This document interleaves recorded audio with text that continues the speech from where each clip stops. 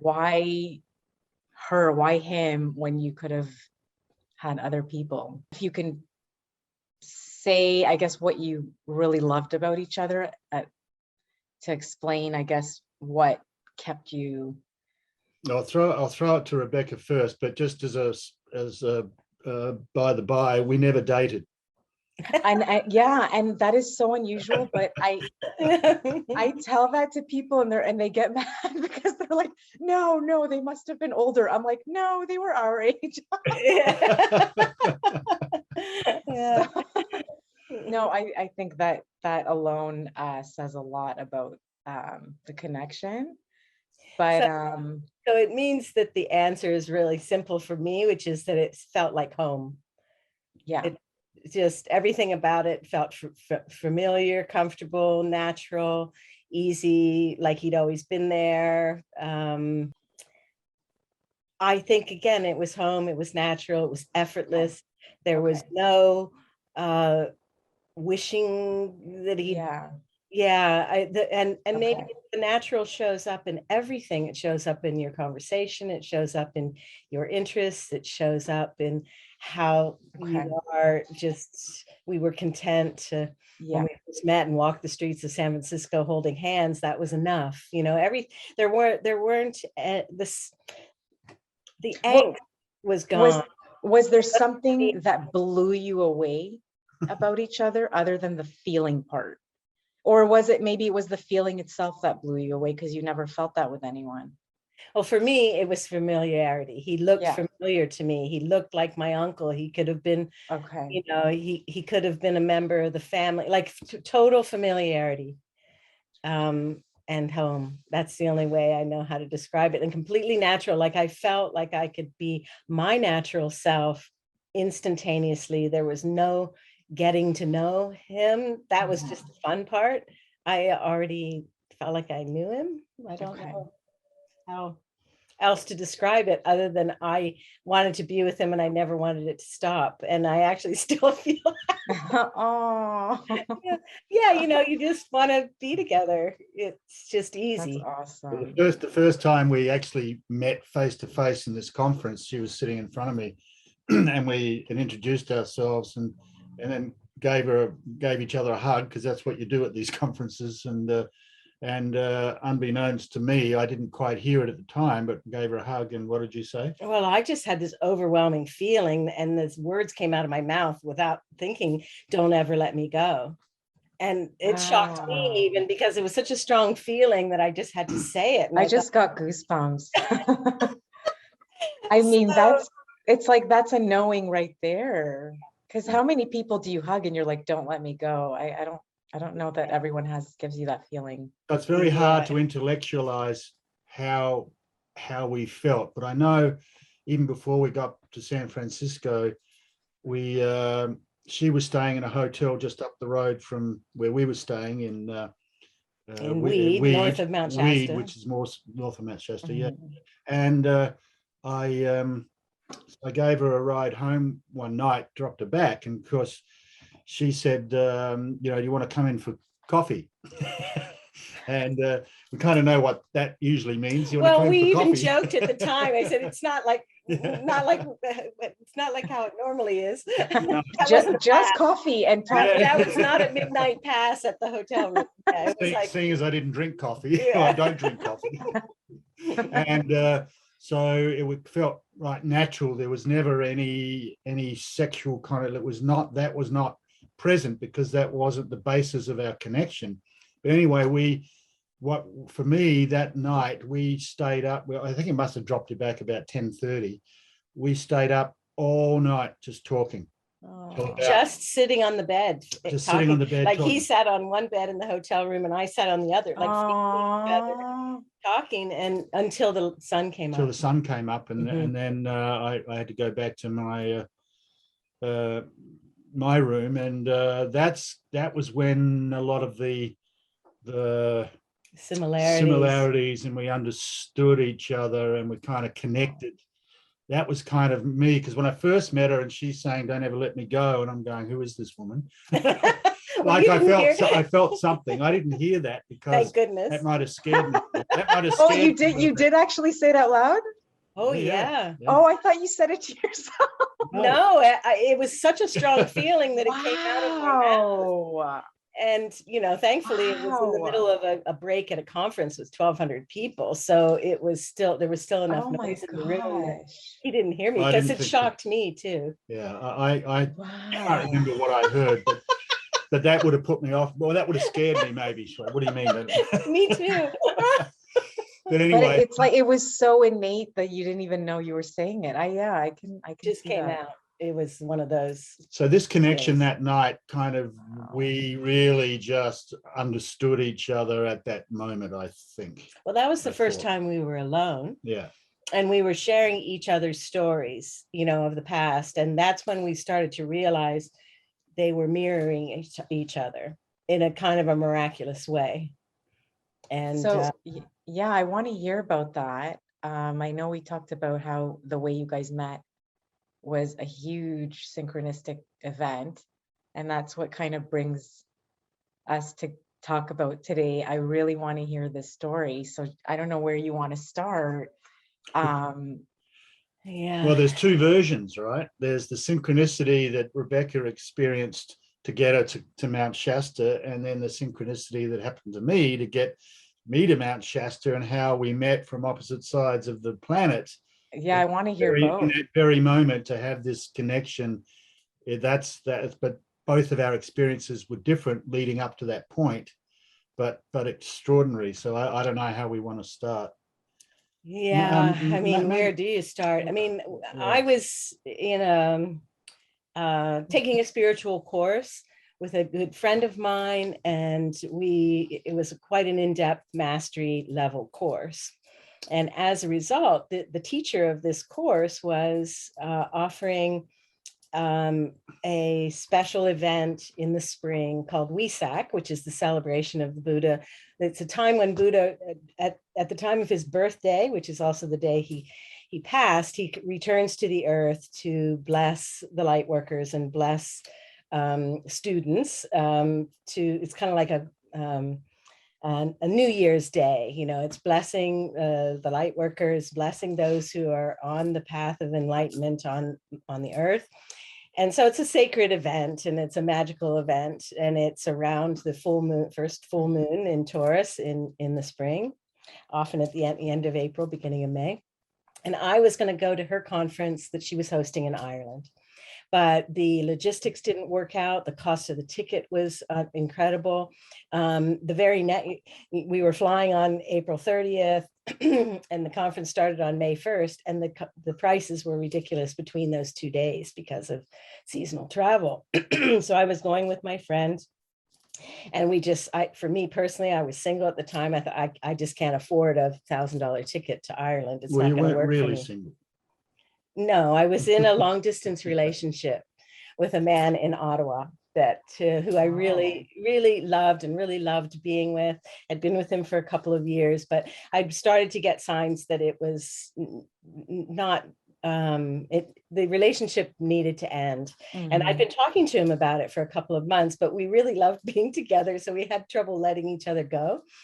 He was more interested in a more serious relationship than I was at the time. And I kept having to say, no, I'm not moving to Ottawa. No, I'm not gonna, study French, because he was a Frenchman. And, I'm not gonna be a stepmother to your 2 teenage boys. And no, but I loved being with him. He was a wonderful, wonderful guy. So that relationship was ending, and we were having trouble ending it. I was going on this trip on a single journey, a journey for myself. So I was going with my friend. We made the decision in the end not to go to Ireland because it was too expensive, but another WESAC was being hosted in Northern California. Why don't we go there? Sounds great. Couple weeks before we were ready to leave. So it was like 2 good friends going off on this adventure in Northern California. Thelma and Louise. Yeah, Thelma and Louise. Yeah, renting a car and, San Francisco, and driving 5 hours north. And about a week before, we left, she called me and said, she was very psychic connected. I'm guided to take my husband on this trip. And I was mad. Like, you're kidding me. This whole time we're planning to go on this amazing trip as two girlfriends. You didn't want to feel like a third wheel. I'm like, great. Oh, great. Now I'm the 10-year-old in the back seat while you guys are in the front seat. And I was so mad. But then I thought, okay, something's up. I just started to get suspicious. It's like, well, they're going. Then they wanted to stay in a fancier hotel than she and I were staying in before, because he wasn't going to the conference and he wanted a nice hotel. I'm like, okay. So it's like, I'm just tagging along on their trip now. And so rather than, I was mad about it for 24 hours. And then I finally decided, okay, something's up here. Spirit's up to something. I'm just going to go with this. It really means I'm on a solo journey, but I get to go there with friends and then separate. And that's exactly what happened. And it was absolutely perfect, because had I not been there on my own, I wouldn't have had the independence to connect with Dean. I actually tell my friends all the time, when I used to go out by myself, I was more approachable to other people, and I had more motivation to approach other people. When you're with someone, you're almost like cut off in a way. So yes, and it made it my journey, not a journey that she and I were. I didn't actually have to share my journey with her. It was my solo journey. She had chosen to share, and it was very wise and connected of her to pick up, because if she hadn't brought her husband along, she would have felt dumped, and I would have felt guilty for, separating from her. So it just was, it was spirit doing its magic. And so then I was hyper aware, because I'm thinking, okay, this is a setup. Yes, I'll go with, this other couple, but I'm going to be independent. And it made me feel like I was on my own journey. So it was great. So how to go from there? We arrived on the Thursday. On the Friday, we went up to Mount Shasta. You can drive halfway up the mountain and go to a place called Bunny Flats, and which is the farthest you can go up the mountain in the springtime, because there's so much snow still there. And we spent the morning there and came back down and went into the town, into it was called the Crystal Wings bookstore. It was a new age bookstore. And I'm in the store, and all of a sudden I hear this Aussie voice come in behind me, and the light was streaming in the front of the bookshop, and I could hear these two Aussie voices, but I couldn't see them. I was just silhouetting. It was very dramatic, and they came walking in, but I could hear these Aussie voices. And I just remember, well, it was funny at the time. I thought, how come gay guys are always like the most beautiful? Guys? They're always the most beautiful, the gay guys, because these two really handsome Aussie guys were together. And particularly if you knew the guy Dean was with, you would make sense, because he was really exotic and, bald guy who's really amazing looking. And he looks like one of those high-end waiters in the city. He's this gorgeous guy. Anyway.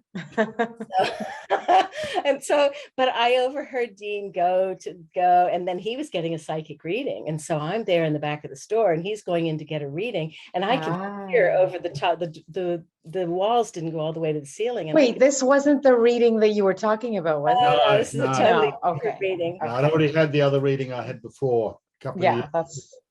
But I'm at the back of the store, and I can hear him getting a reading. And suddenly I felt like a voyeur. I thought, okay, I have to leave. I can't stand here. I could have stood there and listened to the whole reading, and I thought, oh, this is too weird. So I ended up going and speaking to Rob, who's the other man that he was visiting with. And, and it wasn't a flirty thing. It was almost just more of a natural thing. I don't know how to describe it. So like you knew them. Like I knew them. I knew them. It was very comfortable. And my friend Pam was there, and we ended up talking about Mount Shasta, that always has these really extraordinary cloud formations over it. And there were all these photographs of the lenticular clouds that formed over Mount Shasta, and we were just admiring those. So that was the morning of the conference. Didn't think anything else of it after we left. I wasn't aware that Rebecca was in there. I didn't kind of see her, because I was focused on getting a reading. So I didn't know she was there.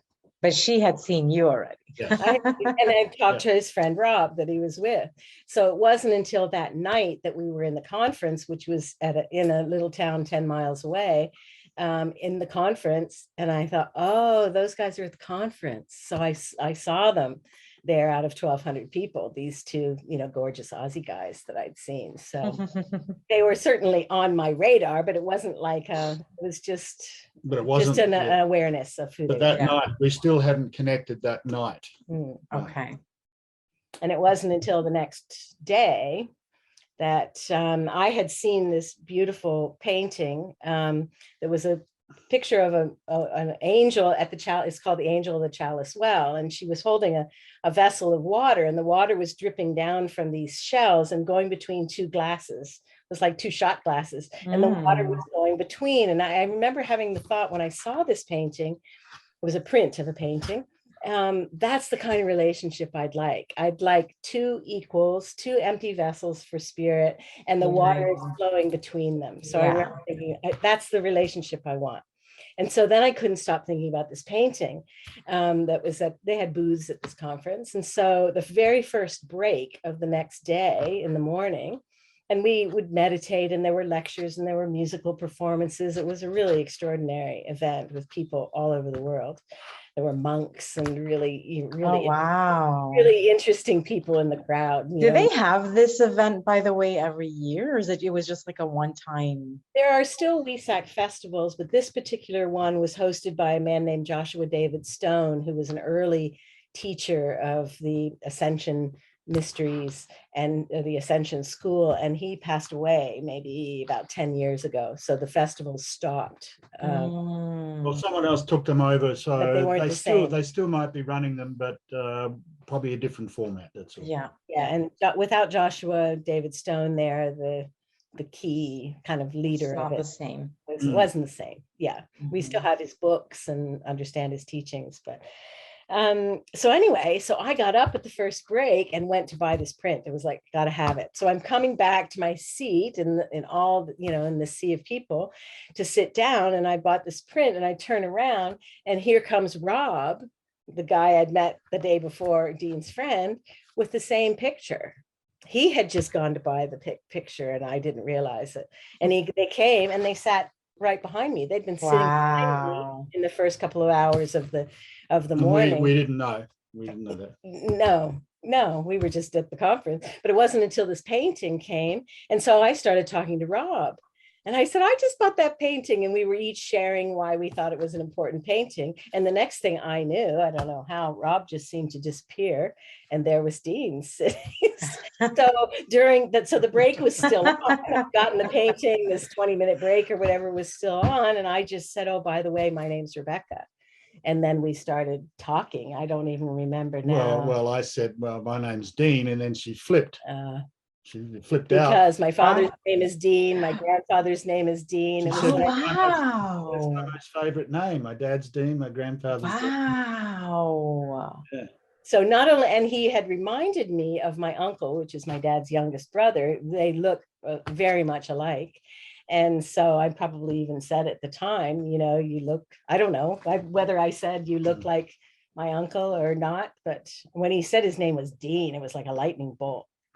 It's like on top of them already. I haven't even talked to the guy. And just like the fact that they're sitting behind you out of all the seats in the conference. Well, if I can add a little piece to that, because this is how the synchronicity works, right? So Rob and I, we were with 4 other ladies in our group from Australia. So there was 6 of us, 4 women and Rob and I. And we'd gotten up that morning, and Rob and I wanted to do something, and the women said, oh, we'll go early and we'll save you a seat. So we let them go. And of course, when we came to arrive in the theater, in the room, I was looking for them, and they were waving. So they came up, and the 2 seats they had saved for us were directly behind Rebecca. So even again, that wasn't me. Like, we were guided to make that connection. There's no question about it, because I had nothing to do with it. They saved the seat. My seat they saved for me was directly behind Rebecca. That's crazy. Of course, I didn't know any of this. And right? you know, I was just talking to that friend who said she spoke to a psychic who said that her ancestors and her husband's ancestors brought them together. So I feel like it's very possible that there's workings outside of what we know that are like for pushing. sure. Because that's crazy. You had just spoken in that store the day before or the morning of, I don't know when it was, and then next thing you know, those people are sitting behind you. Yeah, yeah. So. Well, and I remember the night before too, you know, in this conference, we were all seated in, it was a big, it's like it was a college gymnasium, but a big one. Big one. And so we were all on these flat seats, and all of the festival shops were kind of around the room. And I remember on the Friday night when I saw them going around, you know, I said, oh, those guys are at the conference. They kept hugging people. Of course, it's a spiritual conference. So whoever you meet, you hug. It's just you know, it's very familiar. And I'm thinking, I want to hug. You know, it's like, I want to hug. I wanted a hug. So, but, you know, once we met and and then he said his name is Dean, and, you know, the lightning bolt hit.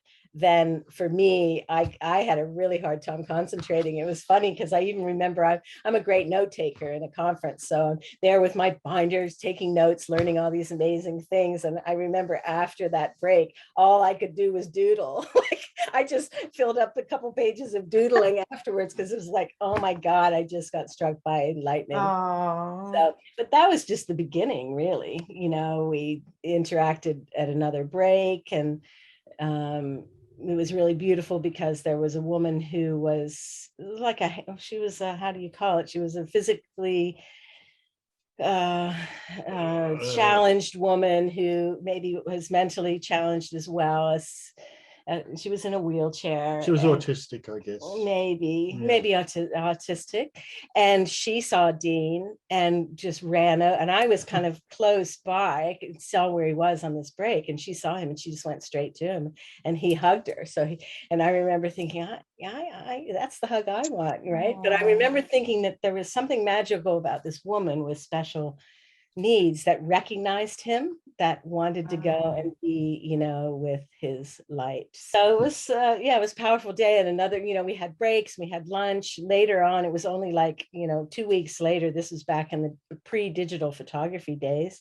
When I got my pictures back from the conference, there was a photograph that my friend had taken of me, and Dean was in the background of the same photo. And it's like, even 2 weeks later, like there he is right there at the break.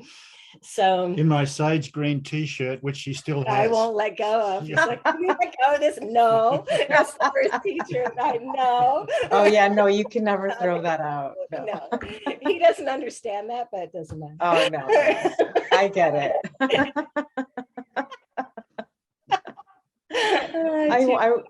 I want to hear like Dean's side before you guys tell me more, because it's sounding like it's going into like.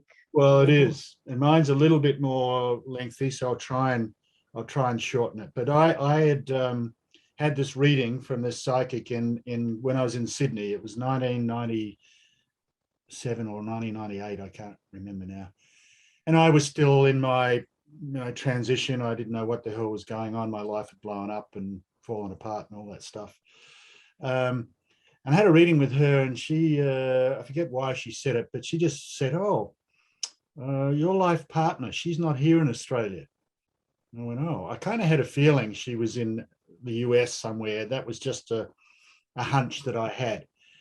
And I said, "Oh, North America, that's a big place. Can you narrow it down a bit for me?" And she just laughed and said, "No, don't worry about it. You'll find her." And I went, "Oh, okay. Okay, if that's the case, then I just let it go." And so that's what I did. And then she said something about, "Oh, you will go to Sedona in Arizona." And I went, "Sedona? Where's that?" I knew nothing about it. Again, she said, "Don't worry about it." Anyway, so that was the small part of the reading, which is significant to how this all came about. So after that, I'd never heard of Sedona. Everywhere I was going, I heard people talking about Sedona. It's like, what? Sedona? Sedona kept coming up for me. Arizona. I'm going, what's with that? And then I find out a couple that I know in Adelaide, where I was from, had bought a place in Sedona, and were moving there, and said, "Oh, you got to come and stay with us." It's like, okay, sure. So it was bizarre. So I just parked that for a minute. Then I hear someone mention Mount Shasta. I came across the word, someone said Mount Shasta, and Mount Shasta in my head just went bing. Mount Shasta. That sounds really fascinating. I've got to look up Mount Shasta, what the hell that's all about. So that's what I did. And that's when I found out about this Weizak festival. This would have been before Christmas. This would have been about November. And the conference was in May. And something inside me said, you got to go to this. That came to me, that was not me, because the me answered back and said, "What do you mean? I haven't got the money. I can't go. I'm this, I'm that." It was every excuse not to go. It said, "You need to go." So I was learning about listening and understanding and following through and to your intuition. And so I thought, okay, I don't like traveling alone, and I really haven't got the money, but if this is important, then okay, I'll go. I wrote a check out for the deposit, posted it off in the moment, and said, okay, I'm in. And I had no idea at that stage, it was just me. I was going to go on my own. Well, then 4 or 5 other people from the meditation group that I was part of decided they were going to come as well. So there was a group of 6 of us, and we had booked that trip. And then I also tagged on 2 weeks in Northern California. Then the other 2 weeks was going to be in Arizona, in Sedona. I was going there to stay with my friends to have a spiritual experience. And so that's kind of how it got me to go to this workshop. I heard about it, something inside clicked and said, you need to go. And after a lot of inner debate and refusing to listen and saying, no, there's all the reasons why I can't. So you really were thinking maybe not, like there was parts of you that was like, am I really going to do this? Am I really going to do this? Because I didn't, well, I had money, but not a lot. So I was needing what I had to survive. So you were just listening to your instinct. Well, I was learning about all that at the time. I was learning all about this. So I thought, well, it's that strong. I should listen. So my soul or spirit wanted me there. There's no question. And that's how it ended up coming about. And well, the rest is. Well, did the money just show up for you miraculously? I'm just realizing I had a money miracle as well before that made it possible for me to go. Did you? I can't remember now. I think I wasn't working, so the money that I had to sell my house, I had to sell everything just to live. Wow. And I was almost running out, and I had a bit there, and it was like I had to trust. It said, no, you need to go. This is really important that you go to this event, and don't worry about the money. You've got the money. Just trust. Just trust. Okay. Mm-hmm. So I did. I just took the plunge, and as we go into the story a bit later, the money does play another important factor in how we hooked up. So so that's how I got there. And just for me, I mean, I am just remembering the money miracle for me, because again, I was single, living on my own, didn't have a lot of excess, and I was an event planner for a museum that I worked for here in Ontario. Oh, wow. And someone that I met in the course of my career had invited me to come for, it was a week, 10 days, to come to New York City to help organize a special fundraising event at Carnegie Hall. Mm-hmm. And I took vacation and went, but he paid me like $3,000 to do this, because it was a high-end event with the Prince and Princess of Japan, and it was a big deal. Wow. After the event, they had some challenges paying the people who helped make this thing happen. And I remember writing to him and saying, listen, I gave up holiday. I came to New York. It was an amazing experience, but still I didn't get paid. I didn't get paid till about 2 weeks before I left to go to California, which is 6 months later. Wow. So the money was, because if he had paid me right then, you might have used it. She's a spender. I may have spent it. Yeah, Dean, I'm saying I may have spent it. Dean said she would have spent it.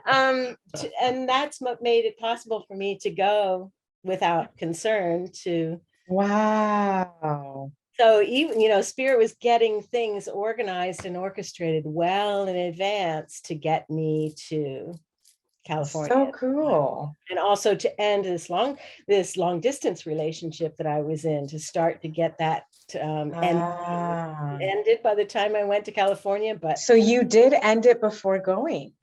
No. I was trying to. We kept saying, listen, we should probably end this. It's not going. But it was on the forefront. Like you guys knew that you weren't going to be together.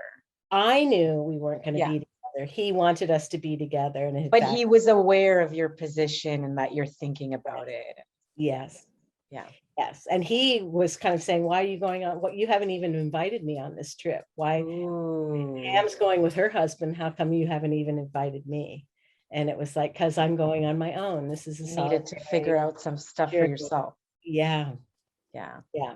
But that also meant that the minute I met Dean, I knew my life had changed in the relationship, because I saw that what the true possibility was. So in hindsight, I would have had deeper courage to end the relationship by my instincts 6 months before. Right. We'd spent Christmas together with my family, didn't work. We'd had a couple, he kept wanting me to go on vacation with he and his 2 teenage boys who I didn't want to, like there were things that happened that was like, no. Yeah. He asked me to marry him. And I just that's not where I was in the relationship at all. So when it had gotten to that point, I should have had the courage to say, if that's where you want this relationship to go, I can't go, and then end it.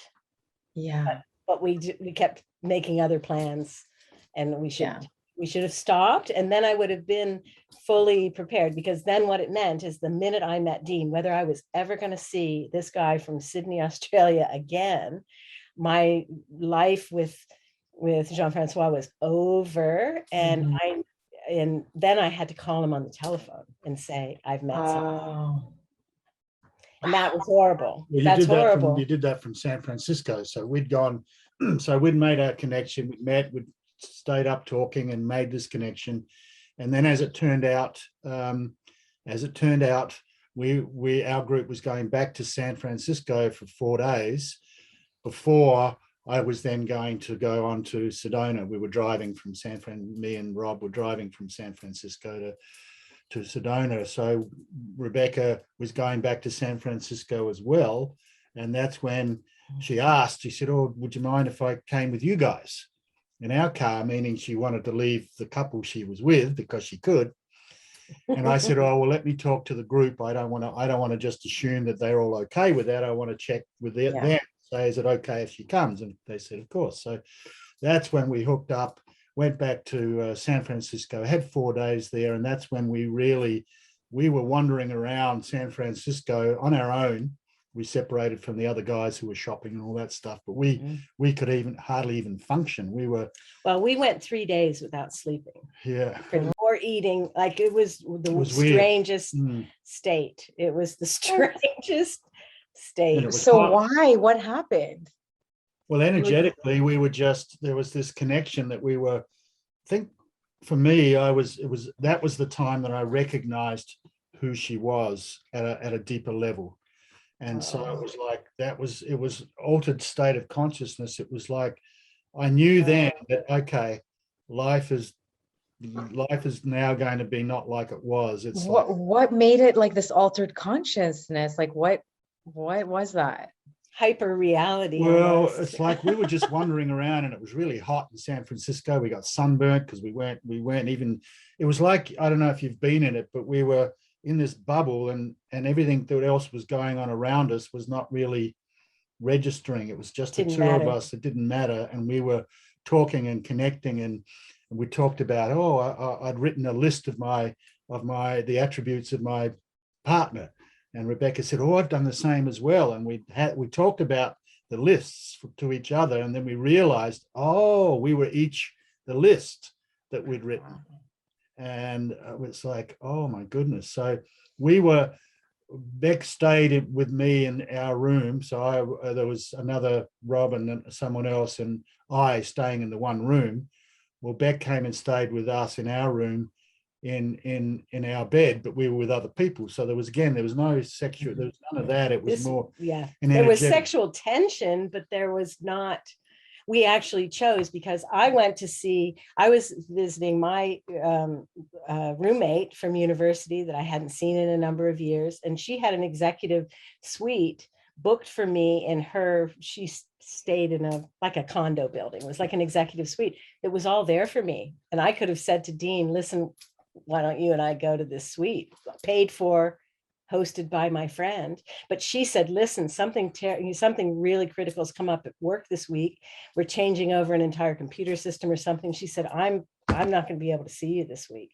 I'm so busy. I'm so sorry. But listen, I booked this room for you, all paid for, you go. And Dean and I could have gone there, but we were like, it was too much. Wow. And plus I hadn't resolved with Jean-Francois, so I was not going to disrespect him. It sounds magical, because for most people, it's like, there's so much sexual tension. I need you. But with you guys, it was so on a higher, like, spiritual plane that to even touch each other, it's like, there's just so much we could do, because here we are in a room, 2 double beds with Rob and another woman that he actually lived with, but not, it was a platonic relationship, and they're in one bed and we're in another bed, but we're like this. We were so buzzed, we just couldn't. It was so intense. We couldn't sleep. We couldn't touch each other. It was the wildest thing. It was bizarre. So we hardly even slept, and we'd wander around during the day in these dazes, and we would just walk the streets of San Francisco, which is like the coolest town in the world. If you've ever been there, it's just I wanted to go. Hills and beautiful gardens and the sea and the waterfront, and it's just an amazing place. Really cool, colorful houses and architecture. And but then this is this is where we were discovering the information that our families were basically mirror images of each other's family from opposite sides of the planet. So we start talking and discovering each other, and then we find that, my grandfather's been in the furniture business, my father, so it's 3 generations of furniture. Dean's 3 generations of furniture. Our parents married, born the same years, married the same years, had 5 children, 3 boys, 2 girls. Families. Yeah, my mother had a kidney removed in her early 30s that had been malformed since birth. The same with Dean. Our mothers, Dean's mother and I drove the exact same car, but hers in the same color, except, she's right-hand drive and I'm left-hand drive. Our fathers had the same model Mercedes-Benz they were driving. The ages of our 3 boys, 2 girls, the ages of our families were exactly the same. As I say, they were furniture business, we were furniture business. Very unusual. Our parents were celebrating their 50th wedding anniversaries within a couple of months of each other.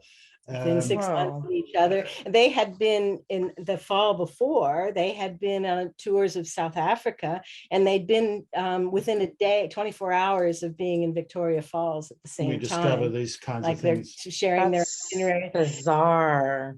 There's just more, like it got to the point where it was almost ridiculous. We didn't even want to know anymore because it was getting spooky. It was like, how can on opposite sides of the planet, these families? So it was not only a familial, when I saw him and he felt like home, he looked like a family member. There's something much bigger and much more natural. In the years since, we, our 4 parents stood with us when we were married as our best, instead of having a best man and a best woman, we had our parents. Oh, wow. They were celebrating their 50th wedding anniversary because they'd been married in 1950. And they were celebrating their 50th wedding anniversary when we were married in 2000. And so they were great friends too. So even though had. So they hang out sometimes?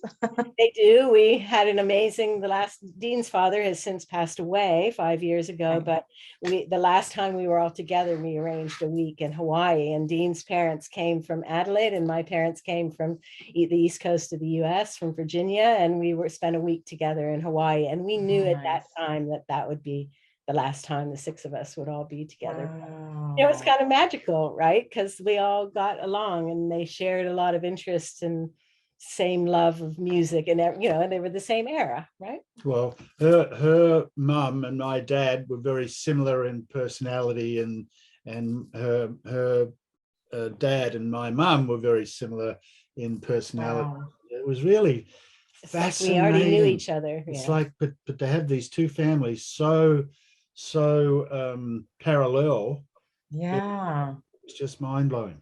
Mm-hmm. So that's insane. So that's what we discovered in San Francisco, and then after the 4 days, it was like, okay, Beck coming back here to Ontario, and I was going on to Sedona, and I said to Beck, look, I'm on a bit of a journey here, so I'm not going to be contacting you. I need to be present and in the now. I didn't want to be distracted from the experience I was going to have in Sedona, and that was quite extraordinary. That's a whole nother story. But so from there, should I go into how we? Well, then we kind of, you talked about it before, which is, when he was nearing the end of his time in Sedona, he had gone to Hopi Land, which had also been prophesized by this psychic that we went to and had this amazing experience. And I said to him, he was working on a book at the time. And I said, well, why don't you come, hang with me? I've got an extra room here and a computer. And why don't you come and work on your book here? And he said, here, where's here? Toronto? Is that?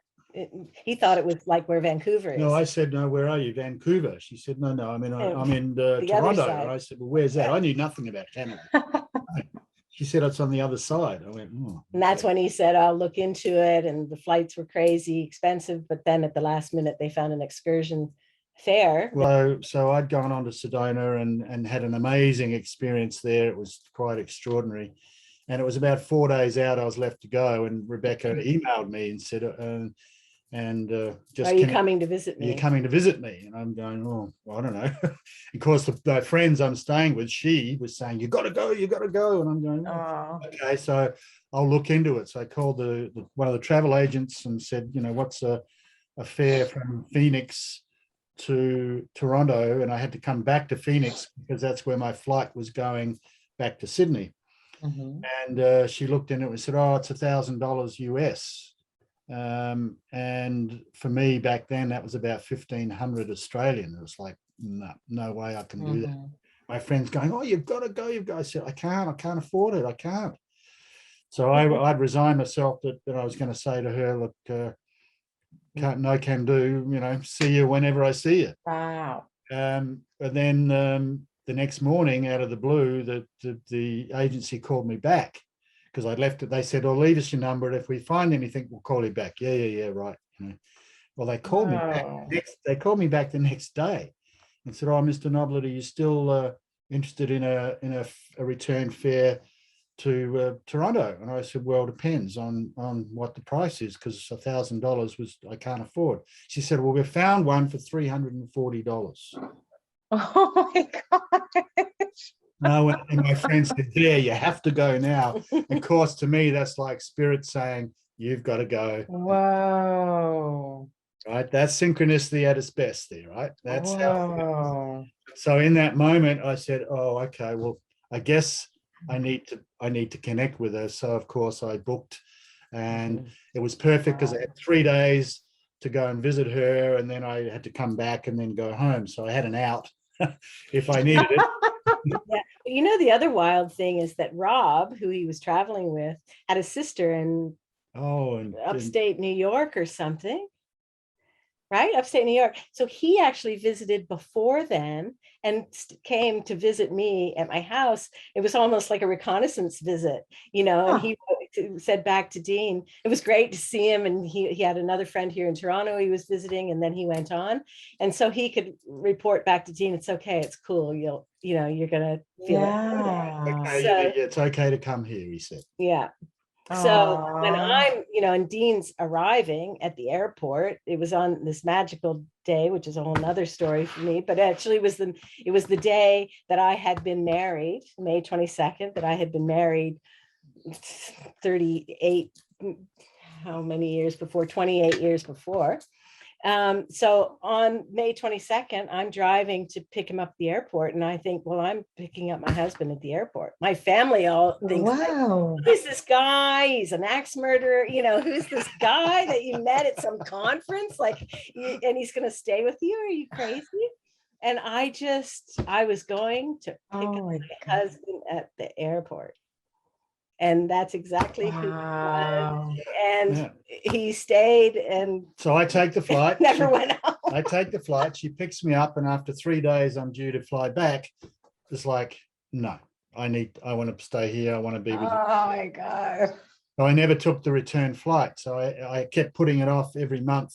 I had to pay $200 to Qantas. Delayed it for a month. The month had come by. I don't want to go back. I want to stay here. And I did that for 5 months. Oh my gosh. So I had to go back. And then she came back with me. And then a whole lot of other magic things happened to help me kind of wind up. Oh, you have to mention those too. Right. Well, I mean, in short, he had just achieved his Reiki mastery the year before, and he was advertising in Sydney for clients and to teach, and not getting a lot of action. And he came here, and I worked with a yoga teacher in a yoga class, and they said, they all wanted to take Reiki. So all of a sudden, Dean's here, and he's advertising in Sydney, but he has clients in Schaumburg who all wanted to learn Reiki. Wow. So he was busy. Because the people that I knew and contacts all who wanted. So we thought it was funny. He's advertising in Sydney. But well, what happened in Sydney, nothing, I was trying to get my life back on track again. Yeah.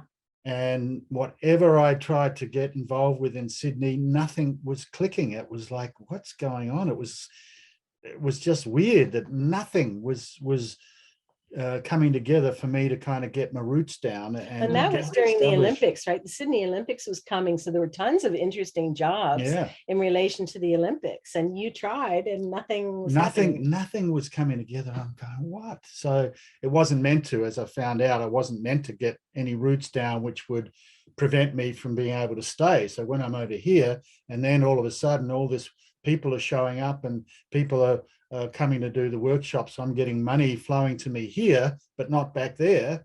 It was like, oh, so that's interesting. So it was Spirit again saying, no, your work is here. It's not back there. And I'm working full time. So he had a lot of time on his own to work on all kinds of things, right? And to get sort of acclimatized to living here, which was a shock, right?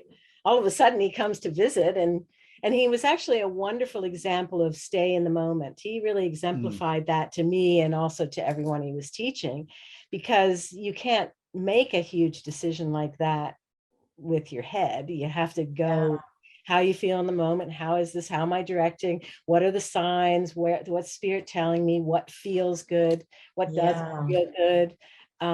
What are the signs? And so finally, I mean, that went on and on and on for months, really. He came in May, and it was after Christmas that I was getting lots of comments from my family and friends saying, well, I thought he was going to ask you to marry him at Christmas, and he didn't. He didn't ask you, what's going on? And I remember even, February 14th came and went, nothing. And so everyone was like, I thought you guys would be engaged by now, right? And so I was getting all this pressure from the outside. And I remember finally saying to Dean, we were laying in bed one night, and it's dark and midnight, and we're talking in bed, as we often do. Actually, it's a good time to talk. And I said, I just need to know whether I'm taking you to the airport or not. like, this is kind of making me crazy now, all living in the moment to make your decisions. But like, am I taking you to the airport or not? Because I need to know. And I don't know how the conversation went. And he was like, well, my visa's running out. I don't know what else to do. I have to go back. And I said, well, I mean, we could get married. Ah, oh, right, because there's only like a 6-month period for someone outside of the country to stay. It was doing my head in, because I couldn't quite figure out how my life was back there, or my belongings were back there, and I was a car, an apartment, but I want an apartment, car, everything. You still had all those things there. Yeah, I couldnn't work out, well, how is this going to work? What am I just going to walk away? And it was too hard to try and process in my mind how this was going to work. So I could only go when it was a decision time in each moment. Do you want to go back? Do you want to stay? Well, of course, every time I wanted to stay. I didn't want to go back. So it took this discussion where Beck said, am I taking to the airport or not? And I said, well, I wanted to be with her. And that's when I said, well, yeah, let's get married and let's see how it unfolds from there. And, oh, wow. I remember saying, well, let's sleep on it and see how we feel in the morning. Cause it's kind of a big subject at midnight with the lights out, see how we feel. And I remember the next day it was like, well, so that kind of means we're engaged. Are you okay with that? Yeah. Are you okay with that? Yeah. Okay. We're engaged. It wasn't the romantic down on one knee thing. No, sorry. It was like, okay, how does this feel now? Oh my gosh. But it's funny how in your past relationship, you went on about it for about 11 years, but with Rebecca, you were just like, okay. Yeah. So there was nothing in your heart that was blocking you. You just knew this was okay to do. I didn't want to go back. There was nothing back there for me except for my belongings, my material possessions. There was nothing. My life was not working. It wasn't. Were you surprised by it yourself that it only took about 6 months for you to know someone to be like, yeah, I could marry her? Oh, well, I knew even before then. I just couldn't work. I couldn't figure out how it was all going to play out. So how early did you know before it came to that? I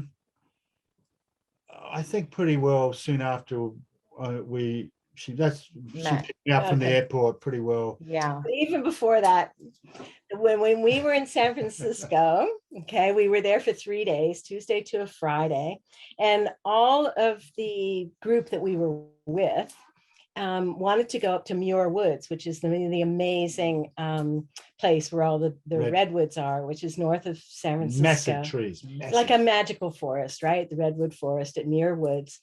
But it was, I don't know, an hour and a half away or something.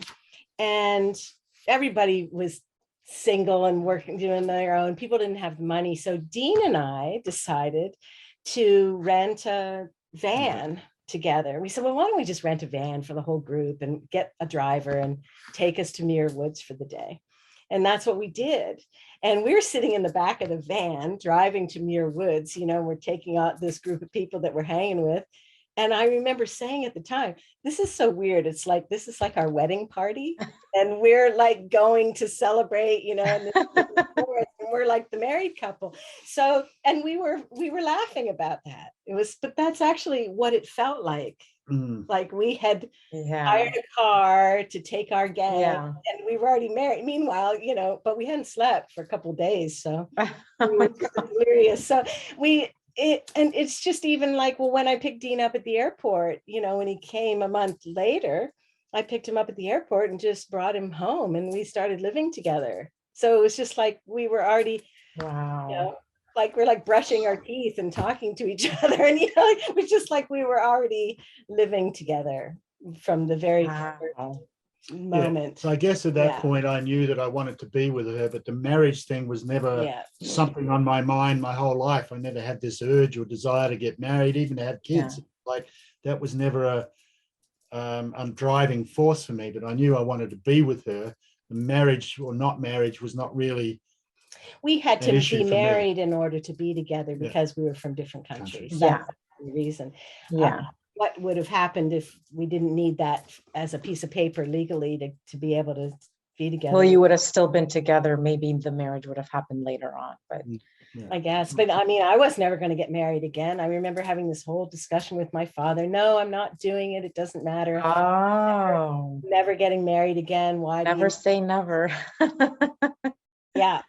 Would Yeah. you say that other soulmate couples that you guys have met, like, is that a thing that when you are soulmates, you really do just know almost immediately, whether it's weeks, months, like, or is that not for everyone? Was it just for you guys? What do you mean? Is relation to our previous partners, you mean, or?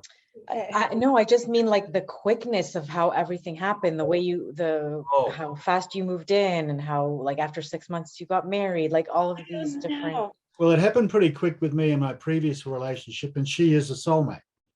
She is a soulmate, even though I didn't end up staying with her or marrying her. She's still a soulmate. Yeah, my ex. No, sure. but you mean you lived with her right away?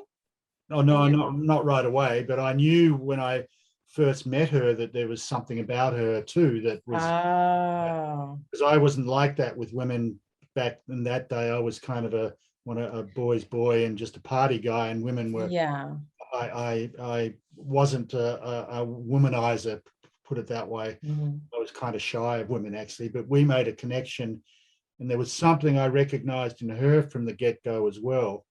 But it was a different role that she played for me that actually was steering me onto my path to lead me to connect with Rebecca. It's the same, would be the same thing I would say about my ex too. Yeah. Completely, comfortable, and I knew early on. So I don't know how to really answer that. I would just say, yeah, trust your inner knowing, trust the degree that you're comfortable. It's when, people get red flags early on and they ignore them or they deny them. And that's really the key. For the relationships for me that didn't work, the signs were already all there. I just was ignoring them because I didn't want to, or you didn't want to be alone, or you're trying to make it something that it isn't, or force him to, or he wants to, or you're trying to force something. I remember moving in once, with a guy because it was convenient, because, he didn't have an apartment and he couldn't find anything. So we decided to live together. No, that's not the reason why, right? So you have to really examine the reasons. Like the mistakes that I've made in relationships are obvious in hindsight, right? Because you think, well, I already knew. Yeah, in hindsight. My instincts were already telling me that wasn't the right thing to do, and I did it anyway. That's just, but it's all good learning. That's how you learn, exactly. And I would say that any relationship, you might get into one that's a disaster, yet you got into it. It serves a purpose, and it was supposed to happen. Yes, because it's part of your understanding what your boundaries are and what you're willing to accept, and how you.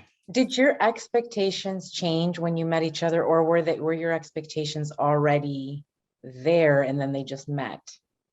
Like Dean had met your expectations and Rebecca, I think I had my expectations first, because it goes back to the conversation we've had before about getting to know yourself and self-love and self-honoring. And some of the relationships were not honoring to me. And I just made the decision I wasn't going to accept less than that anymore. Well, for example, dating, for a lot of people, they're just like, oh my God, that date was awful. You guys didn't even date.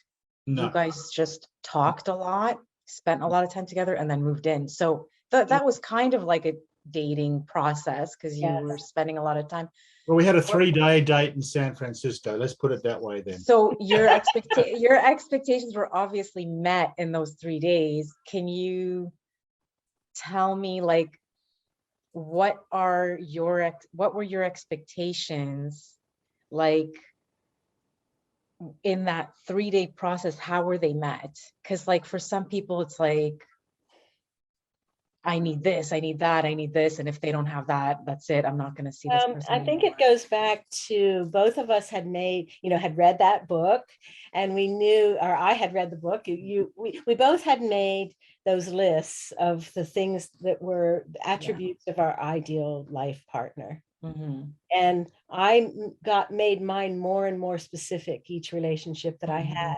I thought, no, I need that. No, I want that. And then of course we talked about, the magic is making sure that you become the list so that you're not seeking for someone else to fulfill you. You've actually fulfilled it for yourself. And so when we were in San Francisco, we shared the attributes of our list. We didn't have our list with us, but we shared what those attributes were, so that we already had our, call that expectations or our values well established. Let me ask you this. What was the difference between those 3 days and dates in the past that you've been on? What was brought to the table that wasn't there in other dates? Well, basically, if I can answer this, when I saw her, it was like, and we talked about these lists and what have you, I had a realization one moment. I said, oh, you're the female version of me. Mm-hmm. So in other words, I so related to her. It was like I recognized myself in Rebecca, and I didn't really have expectations. I'd kind of set my desires, if you like, but it was just so natural and so easy in the way she talked and how she expressed herself and how her laugh and it was just her inner essence that we recognized in each other. It's beyond the mind. Yeah. You just know it. Sometimes it's just easy. That goes back to that natural, where it feels like home. In fact, even, there's that Bonnie Raitt song that says, it feels like home to me. And Dean played that for me in San Francisco. He had his at the time, it was probably an iPod. No, it was a Walkman back then. It was a Walkman back then. And he put headphones on me and he said, I miss Walkmans. Yeah, it was a Walkman now that I remember. And he put the headphones on me in the hotel room, I remember, and he said, I want you to listen to this song. And Feels Like Home to Me, Bonnie Raitt. Wow. Something in your eyes makes me want to and it was just a recognition that energetically and at a soul level, we knew this was the time, and that connection was so strong. We didn't even question it. Yeah. This definition I have of synchronicity, it's sometimes used to mean a coincidence so remarkable it seems beyond chance. So it's like it's too improbable, it's too meaningful. So what meaning does that bring to you, especially having had this kind of meeting with each other? What does synchronicity mean to you, and how did it impact you? How does it make you see things? Can I start? Okay, so what it meant to me, what I through this experience, I fully understand it now. In the early days, it was a concept of synchronicity and coincidence, and I was learning all about that. But what I understand, and from what we continue to see it unfold in our lives on a daily basis, when you're in alignment with your soul, when you learn to tap in and make an alignment to the other part of yourself, that presence that's inside of you, that is behind your thinking, that's behind what you feel, it's behind your actions. There's a presence there that is the observer, if you like, of everything you do. It's like, who is that? Well, that's the greater version of me, that when I aligned to that and surrendered to that in my process in Sydney, when I was in transition from my old life crashing and to moving into the new life, I was understanding synchronicity. When you're in that alignment, your soul will orchestrate all sorts of events and connections and opportunities that will come your way, that if you pay attention will lead you to where you're to go to next. And I was in this place, I had no clue.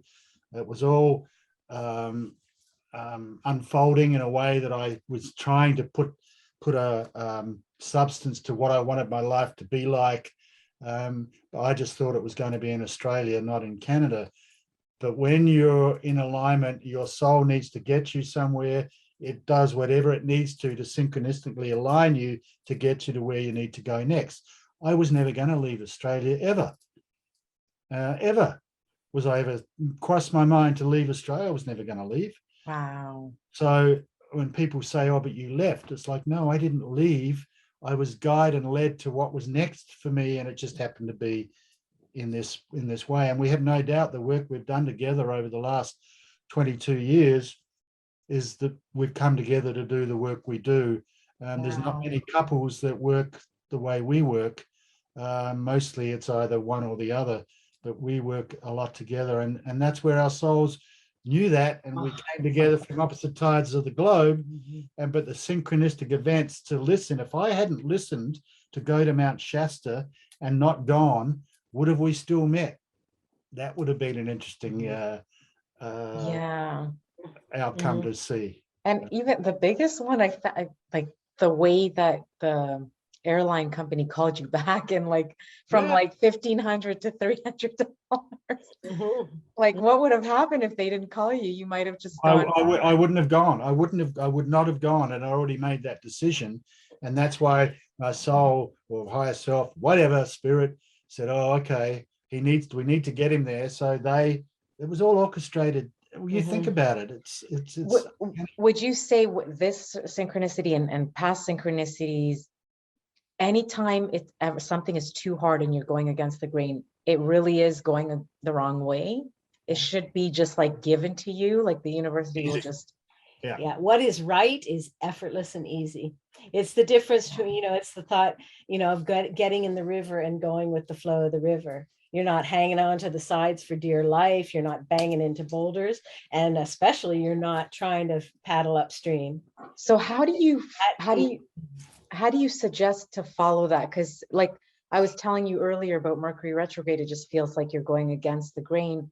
Is it that sometimes it's not about doing anything, you just need to take a step back and just do nothing? Yes. Like, because we don't do very much nothing when you think about it.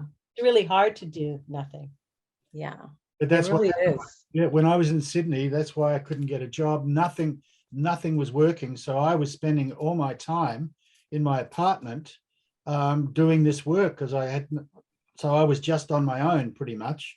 And doing this visualizing, learning about meditation, learning about affirmations, understanding this journey and how the synchronicity works, and all the connections that I made to the people that ended up coming on the trip with me. It was like it was extraordinary how it all every little piece played a part into me having to listen. Now, if I didn't listen and said, no, I can't afford it, then that's a whole, then who knows?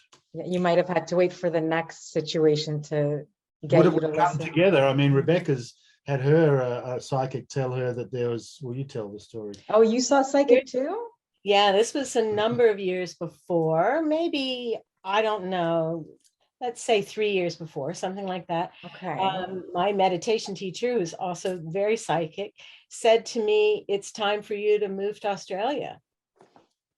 What?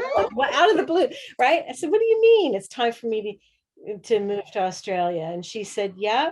And I said, you mean I'm supposed to just quit my job, get someone to take my cats, sell all my furniture, and just show up in the middle of Sydney with my suitcases? That's crazy. And she said, yes. But can you imagine you go to Australia and Dean comes again? No, but it's funny because Dean was going to go back. So maybe you guys would have met in Australia. Who knows? But that was so weird that she said that to me. It was like that. But see, that was inconceivable for me. It's like, who are these psychics? I want to know who these psychics. I've never had a psychic tell me something specific like that. That's very specific. Yeah. Well, I think the other thing I want to say here is when you look for magic, magic shows up.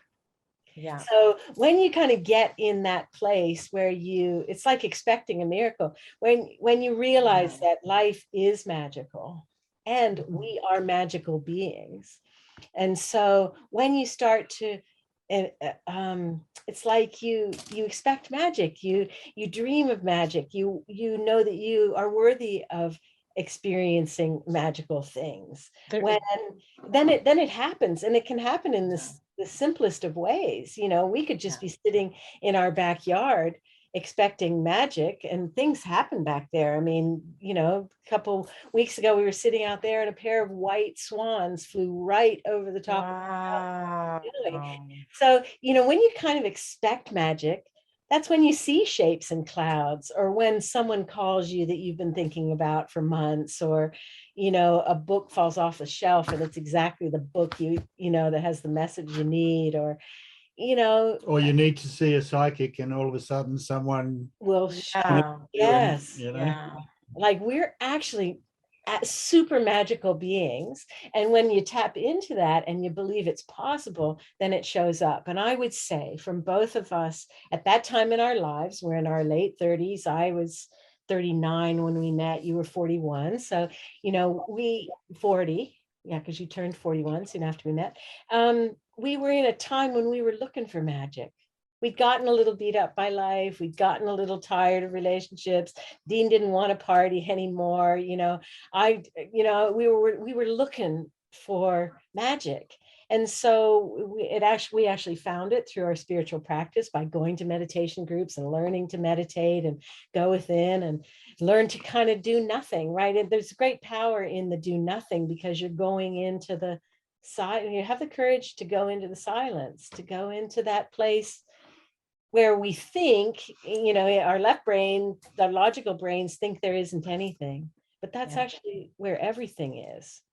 And so when you get the courage to kind of go in there, I mean, it started for me with yoga practice and then meditation. And also I was always fascinated by psychics and healing, learning, studying Reiki. And, I took educational kinesiology. I was just on a path of seeking more magic. That's what led you to going to this conference, because you were following your heart about spirituality and yes. education. Yes. And so when you believe in magic, then magic shows up, and you end up meeting other people who are interested in it too. So then more happens. So that's really important, because through my awakening, I wanted what's life all about? What's the meaning of life? How many people say, what's the meaning of life? Well, that's kind of set me on my path. And then I realized it's whatever meaning you want to give it.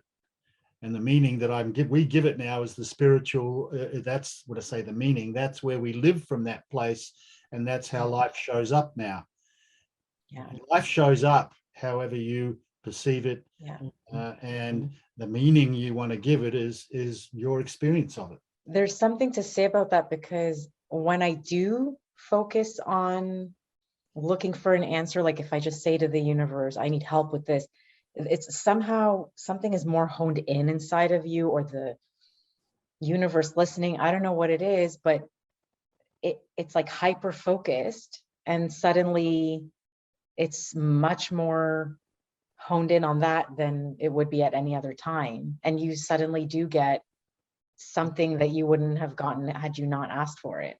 Yes. So it is ask and ye shall receive. And that's like a universal law. When you seek it, you send energy towards it. It has universal law, draws it to you. So I think one of the things is asking, like simply saying to the universe, I'm really stuck on this. Can you give me some sign, or absolutely show me some way? And are there other things like that? Yeah, and then you guys did? Yeah, that's how synchronicity works. You ask, set your intention, and then spirit will bring in the synchronistic events and connections, or books, or you'll get your answer or your connection, and however it gets your attention. But you've got to be tuned in and have the awareness to pay attention. And so when a thought comes in your mind as big as you need to go to this conference, and of course I'm questioning, I'm arguing with myself, the small me is going, I can't afford it, and blah blah blah, that's silly, and the voice is so clear, you need to go. So that right there, what would you tell people not to do and to do? Like, you, in hindsight, you would have maybe listened more, but what is it that you're listening to? How can you tell someone else to follow that? Well, because at the moment, I remember I was so excited by it. I thought, oh, this sounds amazing. I'd love to go there. You must go. So, I'd love to go. Oh, but you haven't got the money. So there's the call it the Gollum and Schmeagol effect, from Lord of the Rings, Gollum and Schmeagol. There's the bad one and the good one, and there's the negative one and the positive one. So here I am arguing with my higher self and saying, no, you need to get your ass there, and it's going to be great. And the lower me is going, oh, I can't, and all the reasons, the excuses not to go. But it felt, I was excited by it, and I just wanted, I really want to go. Well, then go. Don't worry about the money, just go. And so I listened, because that's what I was learning about, how to communicate and ask, and then listen and respond. And so when you do, it shows up in amazing ways. And it changed the trajectory of my whole life and what we were doing. There's a really key thing that Dean has just spoken about, and that's really frequency. When and there are even charts of frequency charts. Low frequency is guilt, shame, worry, fear. Those are all really low. We are powerful manifesting beings. We're powerful creators, but we create in high frequency. So high frequency is excitement, doing what we love, drawing in things that make us feel good, that lift our hearts, that help us feel youthful and vibrant and fun and excited about life. And we have to push ourselves there, right? Because life is hard. Life is a challenge. So we have a choice in every moment.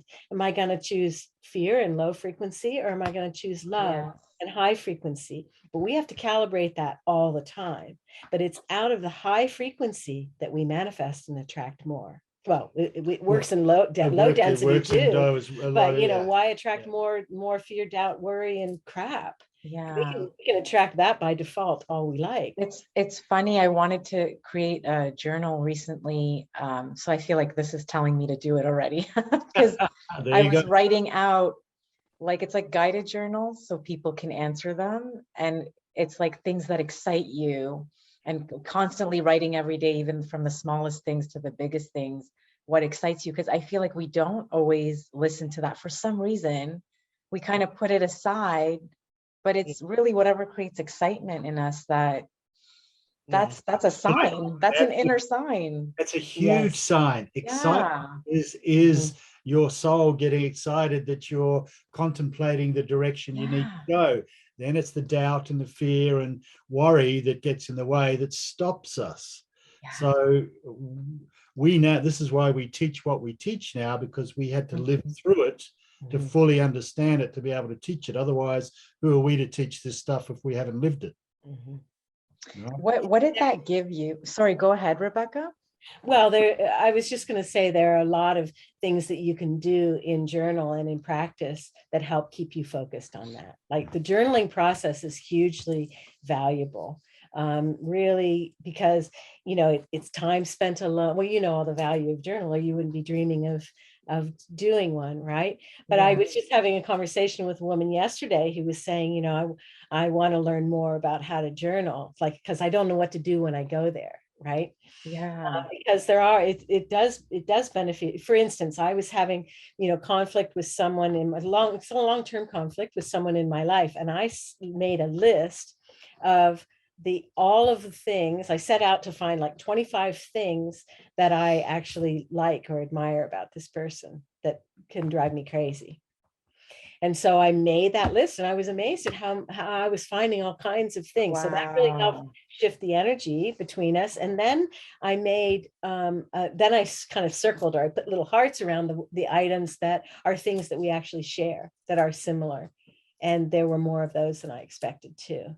So and that all of a sudden you have all this good energy towards this person. And it shifted things. It cleared the air, it made it more possible. It also put me in a loving state rather than in a judgmental state. I love that. About that relationship. So, there's so many things that we can do like that in a journal that helped. For me, what is it? There's a song that we sing, that I loved you before I met you. I was already in love with Dean because of all the work that I had done dreaming of my ideal partner, because I'd had a few that were not, they weren't the ideal ones. Well, he was literally for that, an energy of what you were holding. So Yeah. Yes. Yes. he was just like, oh, that's me. You visualized me. Which is Yes. what I was doing in Sydney. I Yeah. would lie there at night, and when I'd written my list, and I was just working on feeling her frequency and her energy, Oh, and I was just doing that to help that's- bring her in. But of course, I didn't know she was on the other side of the planet. And of course, distance and time doesn't matter with this work. I mean, it doesn't matter. But I was doing the same thing energetically. So we were almost connecting out there without even knowing that's what we were doing sounds like it. before we came Mhm. together. Mhm. Well, and I even, was picturing, I love a hairy chest. So I always like picturing this guy. I wanted a hairy chest. So I remember being all thrilled when I first met him and I could see, his hair on his chest. They're grey now. Yeah. They used to be dark. So I would just fantasize about this hairy chest, right? You make me laugh. Well, and the other thing that I did was So put it on our list. Hairy oh, chest. for sure. And beautiful hands. I wanted really beautiful hands. Yeah. So be detailed. Yeah. And I always had a thing about gray sideburns. And he keeps saying, would you stop it? Because they get whiter and whiter and whiter. Like, Oh my "Stop gosh. touching the Well, sideburns." it wasn't grey when we first met. Yeah, that's right. Yeah, I'm totally responsible for that. I think with synchronicity, like what you guys were saying earlier about, following excitement, when you had those feelings about, oh, no, I'm not going to go, it's too much money, what would you say to someone in that state of mind if you're about to follow your fears or doubts? Like, how do you not do that? How do you stay in alignment? What would you have told yourself? If I'd gone with the negative side of it, you mean? I mean, if you're in that state of mind of hearing your doubts or hearing, the overwhelming feeling of I don't have this money, like what would you tell someone in that state of mind so that they could keep following? Okay, I get it now. And this is what we talk about with a lot of people. There's a level of trust. Mhm. There's a level of trust. Once you connect with that greater part of you and you surrender the wheel and say, okay, my soul knows why I am here. My soul knows what my purpose is. And my soul, and you've got to trust that your soul is guiding you every step of the way, even when it might not seem like that. So I knew that was my soul saying, you need to go. And that's why I was excited. And I had to trust the whole money thing, that it would be there for me to support me on my journey. And that's a really important part. And I think I may have mentioned to you before about the whole money thing, where I basically got to a point where I had no money. Mhm. At all, access to money, and I'd borrowed money from my father, 5,000, which I didn't want to do, but I didn't know what else to do. And then that was gone. And then I came to a point where it's like, okay, I've got to pay my rent and my bills this month, and I didn't have the money to do it. So what I did was I wrote everything down of all the bills and totaled it up, and this is what I owed, and I only had this much. So I was about $1,200 short for that month, and I didn't know what to do.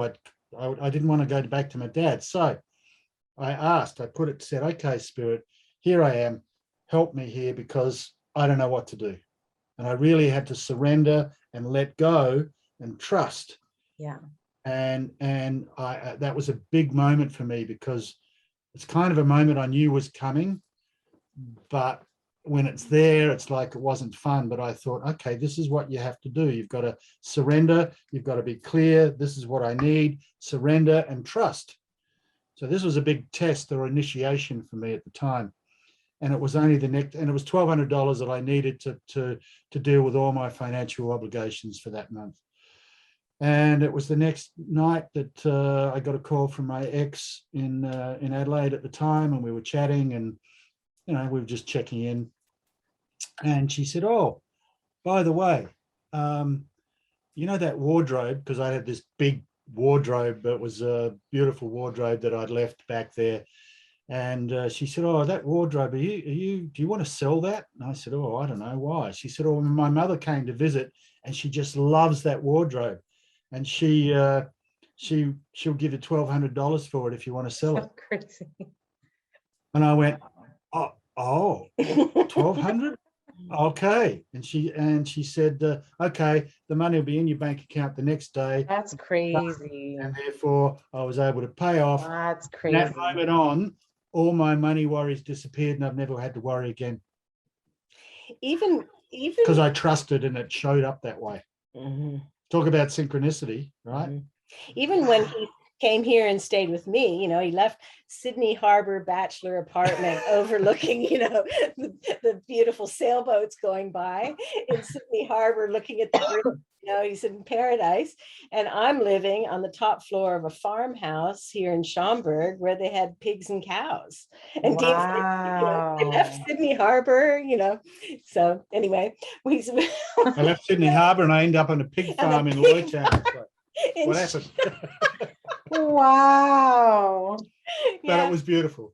Oh goodness. Because I was with her. Oh my God. My point was he's paying like $1,800 a month for this apartment in Sydney. Like, and so months in, when you decided you were staying, how did it work? A friend of his was moving to Sydney to well, I said I can't keep paying for the apartment because I had to sell my house. I basically sold up everything to cash up after this.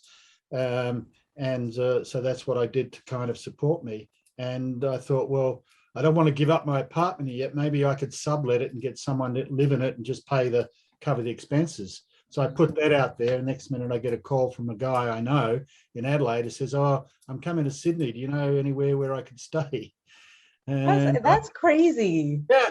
So he's like that fast? He sublet his apartment, and he had a vehicle there, and a woman that he worked with said, "Well, I'll buy your car." I thought, well, I need to sell my car to cash up because I'm not using it. And she said, "Oh, I know someone that who'll be interested." And with one phone call, it was sold, and the money was in my bank account, and so it was felt like things started to flow where I never looked back. You literally had arrows pointing to Rebecca. Yeah, exactly. So yeah. Like that's how much the spirit needed us together. Like everything just worked for us to be together. And it's funny because what you guys do, the universe was really like, you have to be together because there's so much you need to do for other people. Yep. Well, and that's something we were very aware of from the beginning, that, it's like, to whom much is given, much is expected. Right. So, yes, magic happened. We were brought together, but we were brought together for a reason, not to just hang out and, float around in bliss. It was to continue to do our work, continue to be present to help others. And that we've done all along. And especially now during, what's happening on the planet now, everybody's going through such radical transition and people need a lot of support. So we live our lives keeping ourselves and our home, our entire environment really balanced, so that when people come into it, they're rested and rejuvenated, and they receive some healing that they can go back out into the world to be strengthened in their own lives. But in fact, Tammy, we know now that when we were brought together because we were meant to come together to do our work, up until March 2020, when everything started to happen, everything that we were doing was kind of like a dress rehearsal. We were getting ourselves prepared to now we have come here for this very moment in time on this planet. This is really why we've come. Because we understand at a bigger picture what's happening and the transition, and we're here helping people, bless you, helping people make the transition and remember who they are. So this moment in time is why we've come together to be here right now. Up until now has been our remembrance and our dress rehearsal. And so this is why we've come here now. Yeah. And many twin flames are coming together for this time because it's really powerful. And this is why you're drawn to question and understand, the coming together and our resistance to it, our ego's resistance to surrender and to surrender to our higher selves primarily. And of course, then to surrender into a relationship that's a spiritual relationship, because the spiritual relationship is different than the old way, right? Because the spiritual relationship is coming together for the purposes of uplifting the other, and lifting the world. Yes. And that's the why energy of the world too, literally. Because I believe that when two people who really love each other on that high level are together, their energies emit this like such a high vibration. It's literally like expanding out to the universe to like heal people.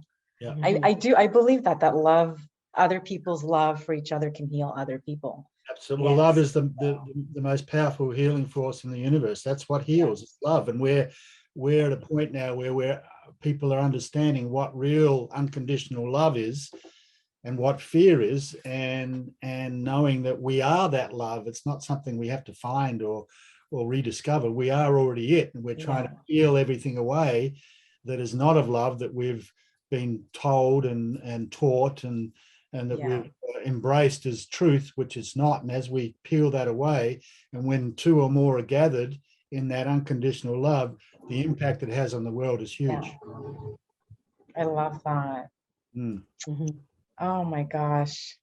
What the world needs now is love, sweet love. It's I don't know if you've read the book, Only Love is Real. I think his name is Brian Weiss. Oh, Brian Weiss. Yeah, we know Brian.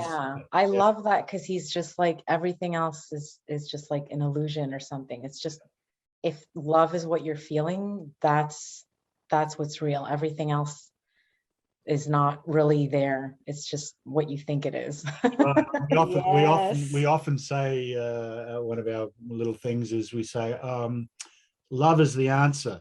Now, what was your question? Love is there is no question after that. That's right. Love is always the answer to all questions. Yeah, that's so beautiful. That makes me want to be in a room full of like people in love right now. Yes. Well, we should make an event like that where you invite, I don't know if people who aren't in love will feel left out, or no, you invite people who need that energy, but you're surrounded by all these couples who are in love. That would be quite an event. I wonder how that energy would feel. There you go. Well, there's a project for you. We'll come. Well, I think there's great power in that, but you'd have to check your own, it's like checking your own energy. I remember I went through a long period of almost mourning that I didn't become a mother in my early 30s, when my first marriage was dissolving. And I thought, well, I'll never be a mom. So I went through mourning about that. And I remember being really jealous of young mothers. And so what I did is I worked at an art museum, and I would make myself work on Mother's Day so that I could be there and turn those feelings of jealousy into love, because I didn't want to carry this, I didn't want to become like a stroller tipper or something, where I just was like, I was jealous of people who had babies.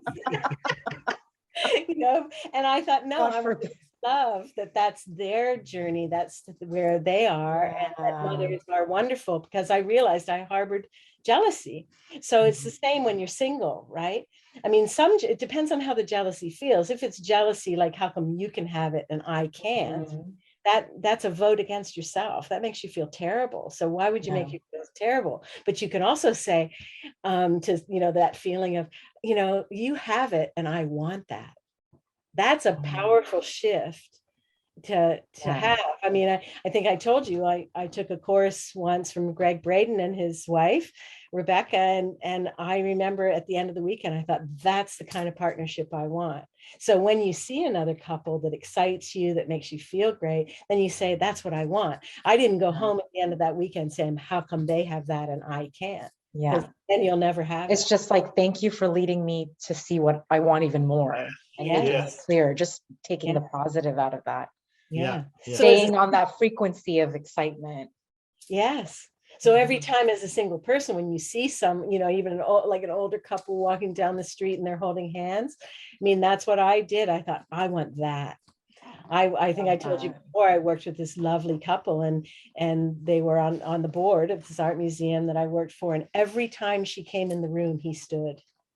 Oh, And I just thought, that's the kind of relationship I want. Not that Dean needs to stand when I come in the room. But I want that kind of respect and honoring, respect and partnership. And so I looked at that. And I said, love that word, honor. That's true. When someone just honors you, it's You've got to honor. You have to honor the other, and you honor the partnership, because it's a partnership. Yeah, We're a team. We're a team. That's an underrated word, honor. Yeah. I guess the reason I wanted to do this was because for me, synchronicity gives me inspiration. Like it just kind of elevates that feeds on that excitement frequency, and it elevates this inner part of me. I don't know what it is, but when I hear other people's stories, I can't get enough. Well, that's the thing too, Tammy. Everyone's got a story. I always ask, how did you meet? I'm really fascinated, because everyone's got a story of how they meet and how they recognized each other. I mean, we're not, ours is a little bit more extreme because of our physical locations, but everyone's got a story. That's actually one of your favorite. Dinner. How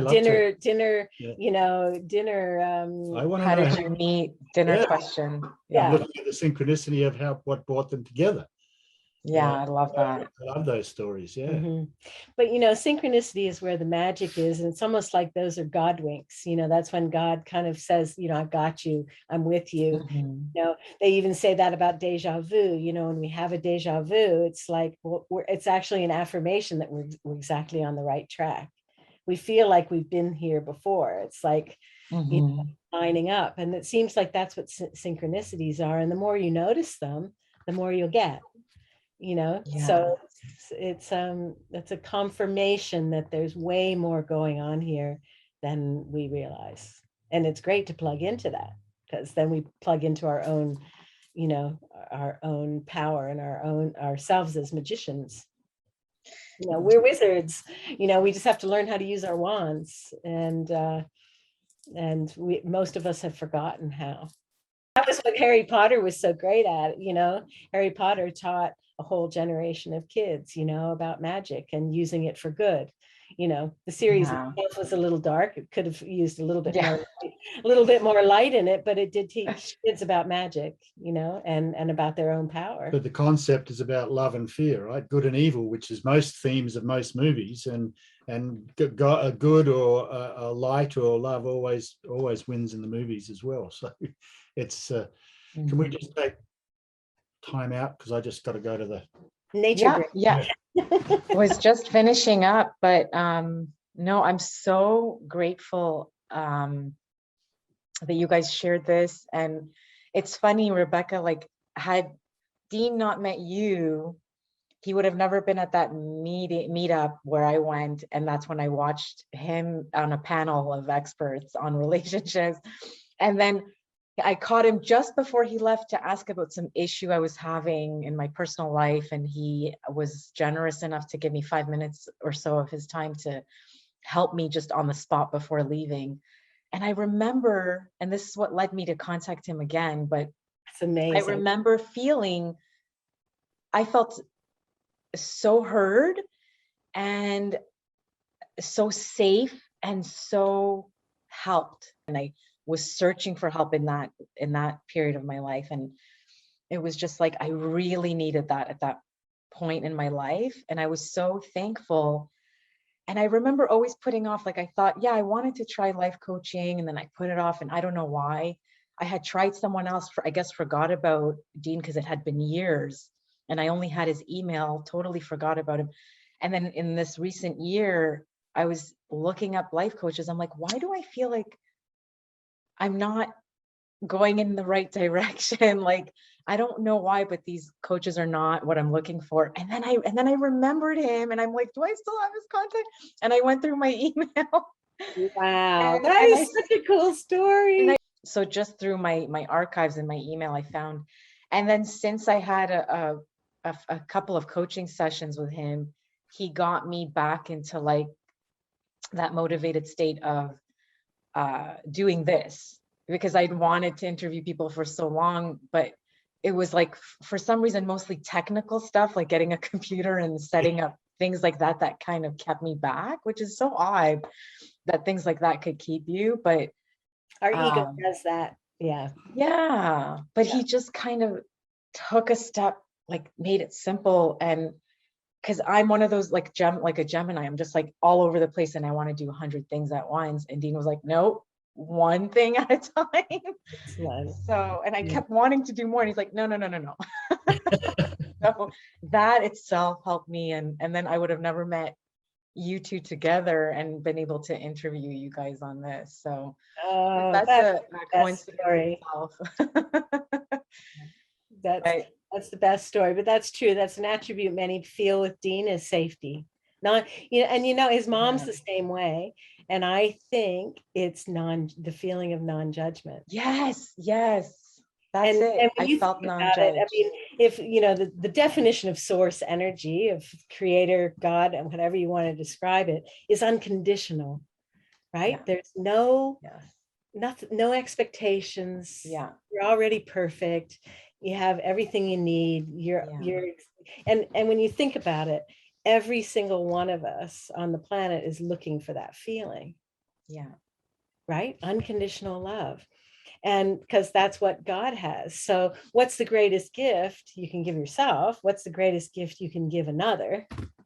Is being unconditional. That's when you're the most like God, which is fully accepting, open heart, no judgments, no expectations, we just want to be, we all just desperately want to be accepted. We want to belong. Well, everybody's got their stories. Everybody's been through their trauma and their challenges. But that's not who they are. So I see people beyond all that. That's not who they are. So I look at people and I connect with people and see them in spirit. In their spirit, and that they're not their stories or what's happened to them. Although it's challenging, but that's not who they are. And I don't see them as the victim. I don't see them as any of that. I see them as pure spirit and light. Incredible. Yeah. And that's all we ever want. So, and it sounds lofty to speak of, but when you actually find it inside yourself, it's the easiest thing to give because it's unconditional. Yeah, that's a beautiful way to say that. Well, you don't actually have to give it; you just are it, and it just you just admit it. Yeah, because it's your natural. It's our natural. That's the beauty of being in a physical body in this earth, because we have to have the two contrasts. We have to experience what we're not in order to remember who we are, and that's what the whole journey is. And it's excruciatingly beautiful. It's excruciating and beautiful, and it teaches us. They say that's why other beings admire us having the courage to come to the earth plane and to be in physical bodies, because it's so difficult. It's not. It's the best place to come to learn because of these extreme contrasts. And we advance the most in physical bodies on the earth because of this contrast, but it is not easy. And that's why, we sign up for a lot. Our soul contract says, I'll do that and that and that and that and that. And we get here and it's so hard. They say there's actually a number of times in our lives when we kind of do a reevaluation of what our soul agreed to, because it's tough. It's sludgy here and it's hard. But we also gain the most from this experience. It's like the Buddha, how the suffering is permanent. So how do we find light in the suffering? How do we find, we have to choose joy. We have to choose the light, and choosing a positive way through the quagmire. And nothing's more filled with angst than what's happening on the planet right now. But that's why this is the Great Awakening, because out of this, we're going to pop into a better, more advanced version of ourselves than we've ever been. Or we can choose to be. We can choose to go down with it, or we can choose to magnify with it and be more, more of who we already more of who we already are in expression. Yes. I would say to people, like, choose energy over results, like follow the energy. And the first healing thing someone could do that's going through suffering that isn't even surrounded by love is maybe being around other people who are emitting that, or just be still and just stop what you're doing before the synchronicities and all that come along.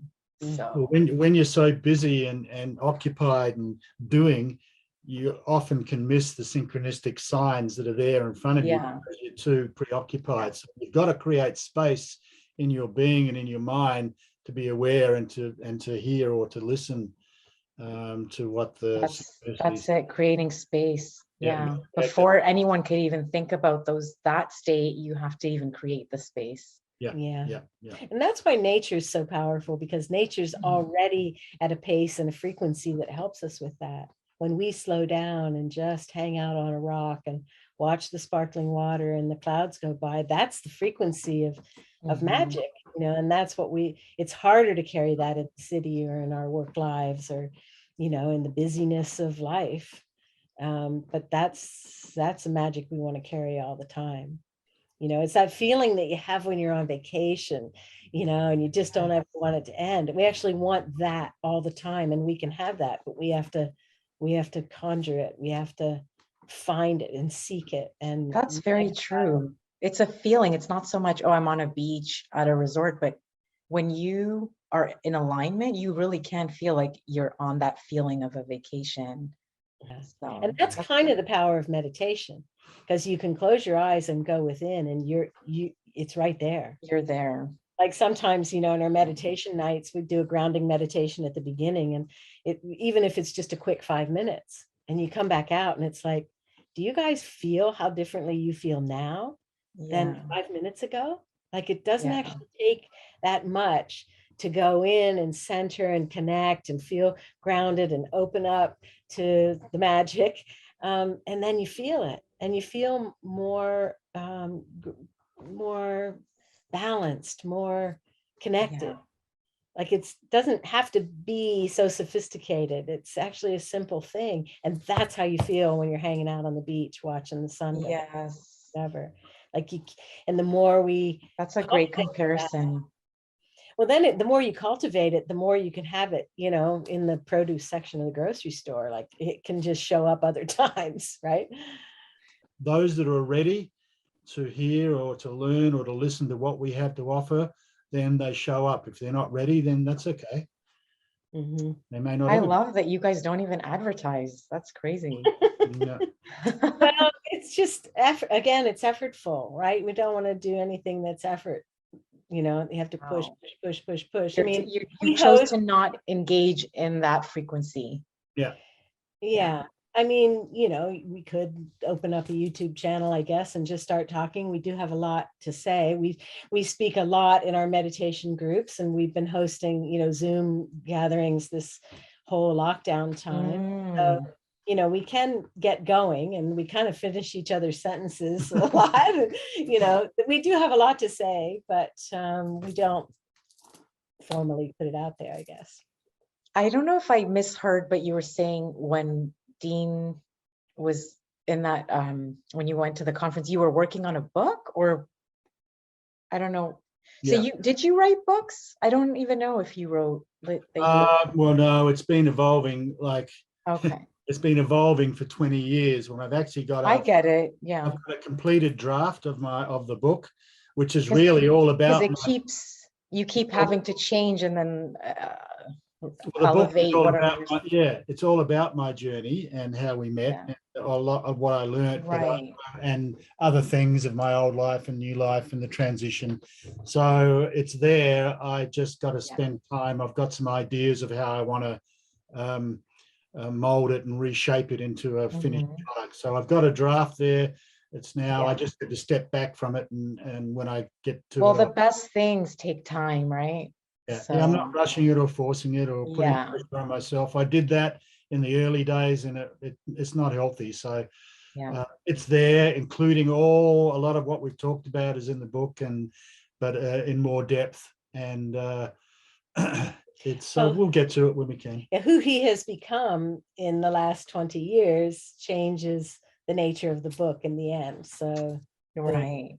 you know, and especially what's happened on the planet, because, you know, the working title was, you know, waking up. And that's what's been happening on the planet in the last 20 months.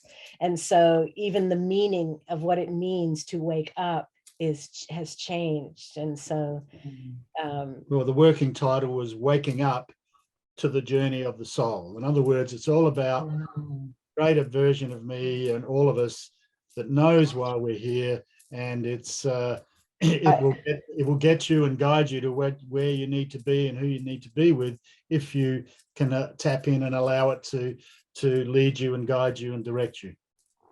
You said that, and I'm reading a book right now called Answering the Call of Your Spirit. Oh, there you go. cool. Exactly. Yeah. So, and she's like a shaman. I don't know her exact background, but that's I love that title. Waking Up. I love that. Well, I'm not sure if I'm coming up with other ideas now, so we'll see where it goes. It's just working. That's the essence of it. Yeah. Know? It makes sense why the book wasn't complete before, put it that way. Yeah. These times, because now it's about helping everybody wake up to a deeper truth about our lives. You know, I love that. When it's out, I will tell everyone about it. I so appreciate that you guys talked about this, and I'm so grateful that you guys are doing what you're doing, because it's really elevating the universe. Thank you. The synchronicities will continue to bring you to what is next for you, as it is for us. I had one the other day. I'll just quickly share it, but I went to the cemetery to visit my sister in September, and I said, you know, I really want to see more messages and more signs, because I haven't really been asking, because I've been in my head, and I'm just like, I need to connect with my sister. And literally, like the next following days, it was like constant lilies, because her name is Hebrew, but the meaning is lilies. And I went to Caledon to this like cider farm, and there were a bunch of ponds with like hundreds of lily pads and only one yellow lily. And then oddly, her friend messaged me with a yellow lily saying, look at this definition I found. And the definition was exactly what she did for everyone, and especially me, but what she gave to everyone else. And she wrote, giving oxygen and life to the depths and darkest places. Isn't that crazy? Wow. And it was one yellow lily amidst like hundreds of lily pads. And I don't even know how. I don't usually see lilies anyway. So wow. Thank you for just like reminding everyone to just keep asking for that alignment and for those signs. There is so much more to life than we can even comprehend, and this planet is about being liberated right now, and what potential lies within humanity and this planet is going to blow our friggin' minds with what's to come. Yeah, might not seem like it at the moment, but this is just something we have to go through, because on the other side it's going to be extraordinary. Yeah, the systems have kept us down and kept us small and told us that we were unworthy and made us feel insignificant and not good enough and not healthy enough and all those things. Oppress. Well, guess what's going to happen when human beings stand up and say, no, we will not. Yeah. Rest. And we choose freedom, we choose our sovereignty, we choose to remember who we really are, and then watch magic happen as people make different choices, you know, in every system on the planet, you know, whether it's the education system or the financial system or the medical system. Everyone's going to make choices that are going to be the way it really is supposed to be, not controlled by the big conglomerates down. It's by the people up, right? Elevating people, not breaking them down. And back to our true nature. And it is based on love, right? There's a bunch of teachers, you know, in our town who are choosing to work with forest schools with kids in nature instead of sending their kids back to public schools where they're, you know, masked and oppressed, right? And it's like, so really cool. People are making individual choices now at all kinds of levels to create the magical world we belong in, not the one that's controlled by the system. So it's cool stuff happening.